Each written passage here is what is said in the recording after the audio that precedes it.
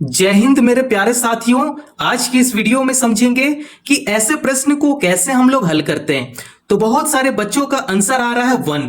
बच्चा इसका आंसर 1 सही नहीं है। यहाँ पे देखिए 1 कैसे आपका आंसर आ रहा है, मैं यहाँ पे आपको बताता हूं। आप क्या कर रहे हो बच्चा कि 8 को और 3 को दोनों को गुना कर रहे हो। तो 8 तिये 24, यहाँ पे 24 कर लेंगे। फिर सर यहाँ पे भाग है, सर मैं यहाँ पे भाग कर दूंगा। फिर 3 गुने 8 है, ये दोनों को गुना कर दूंगा तो 3 8 24।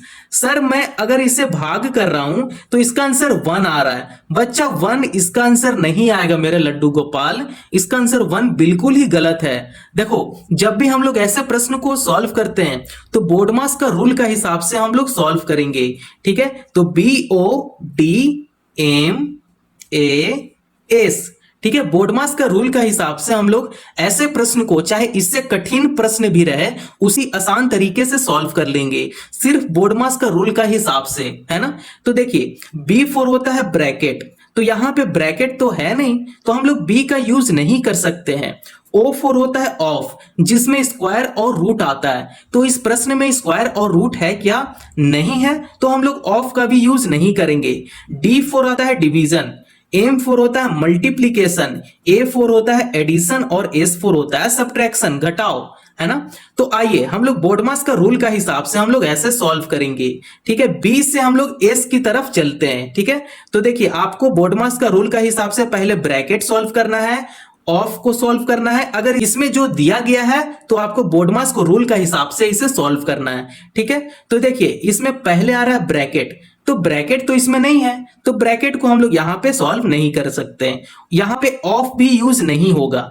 D4 हो रहा है डिवीजन, डिवीजन है क्या कहीं? बिल्कुल डिवीजन है, यहां पे है। ठीक है, अब इसे क्या करेंगे? बोर्डमास का रूल का हिसाब से पहले डिवाइड करेंगे, तो यहां पे लिखेंगे 8 गुना 3 एकम 3 हो गया, गुना 8 है, यहां पे गुना 8 करेंगे।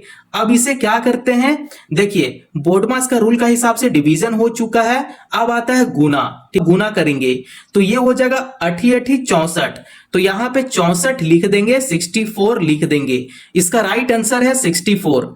तो ये मेथड 1 से सॉल्व किए। आइए मेथड 2 से भी इसे सॉल्व करते हैं।